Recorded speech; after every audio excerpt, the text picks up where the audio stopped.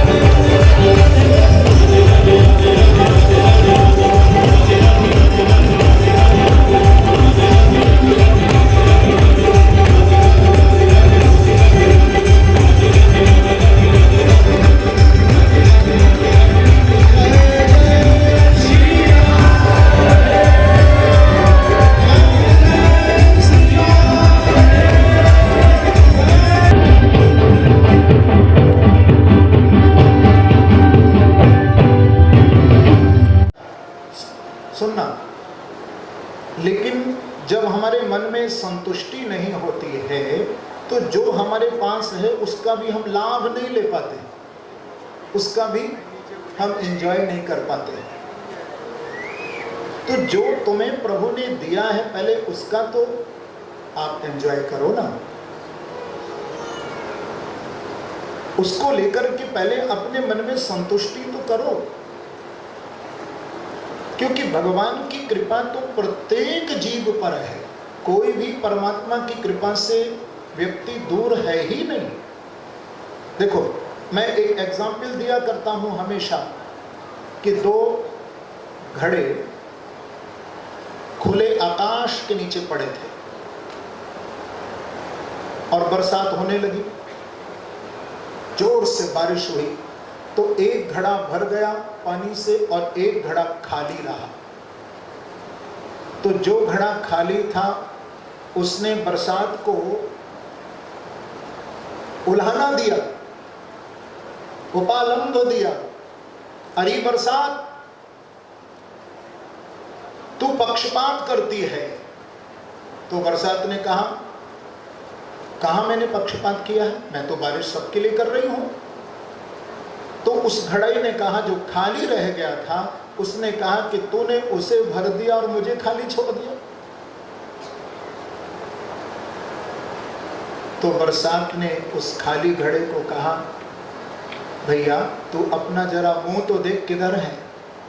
तो जो घड़ा खाली रह गया था वो उल्टा पड़ा था बरसात में, तो बरसात उसको कैसे भरे सोचो। एक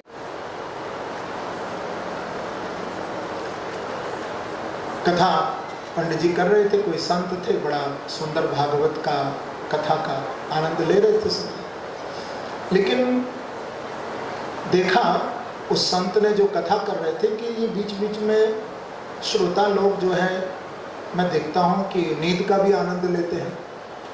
इसलिए तो मैंने ये कथा में, आपको मालूम होना चाहिए, पहले जब कथा होती थी ना तो उसमें कोई कीर्तन भजन ज़्यादा नहीं होता था। हम भी जब पहले 2 टाइम कथा करते थे, सुबह 9 से 12, शाम को 3 से 6। हाँ, कथा कहते कहते इस शरीर को भी 45 साल हो गए हैं, 45 वर्ष निरंतर श्रीमद् भागवत का वाचन हो रहा है। तो मैंने फिर इसीलिए ये भजन लिखे थे भागवत के श्लोकों पर। मैंने कहा भाई यंग को भी बुलाना है, यूथ भी आए, युवा भी आए, और दूसरे उसके साथ साथ भागवत के श्लोकों पर भजन भी लिखे जाएं, जिससे श्रोता जागरूक रहकर, क्योंकि कितनी सुंदर भी कथा हो रही हो पर आधा घंटे के बाद श्रवण शक्ति काम करना बंद कर देती है, कितनी भी बढ़िया कथा। तो इसलिए जब कोई कीर्तन होता है, कोई भजन गाया जाता है, तो एकदम फिर जागृति आ जाती है, एकदम जागरूक श्रोता हो जाता है। अब गांव में कथा कर रहे थे संत, और बीच बीच में ना पहले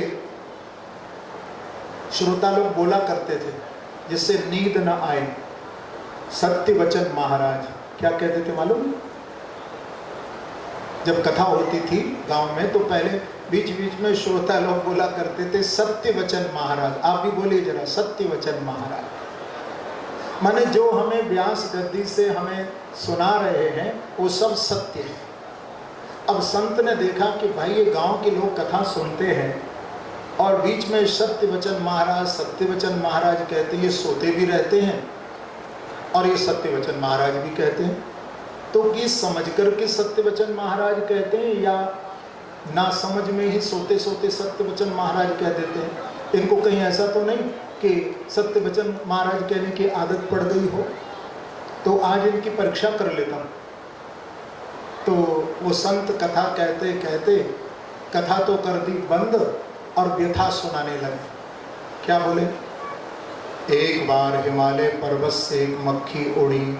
श्रोता बोले सत्य वचन महाराज।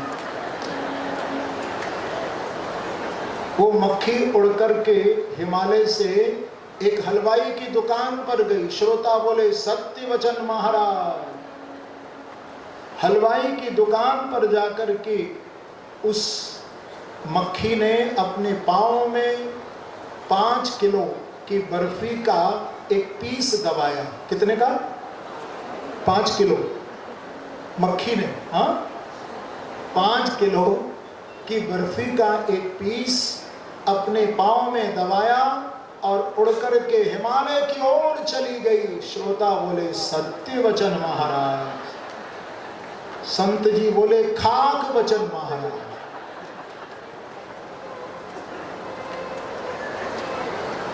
पर क्योंकि वो तो मैंने प्रथम दिन कहा था ना, एक होता है श्रोता, दूसरा होता है सरोता और तीसरा होता है सोता। तो लाहौर के जो श्रोता हैं वो सोता नहीं है, वो तो जागरूक श्रोता हैं, श्रोता बनकर के भागवत सुन रहे हैं। सोता नहीं, श्रोता है, श्रोता। एक एक कथा को आप लोग मेरी आत्मसात कर रहे हैं, मुझे इसका अनुभव हो रहा है कि आप बहुत ध्यान से, एकाग्र मन से आप लोग भागवत सुन रहे हैं।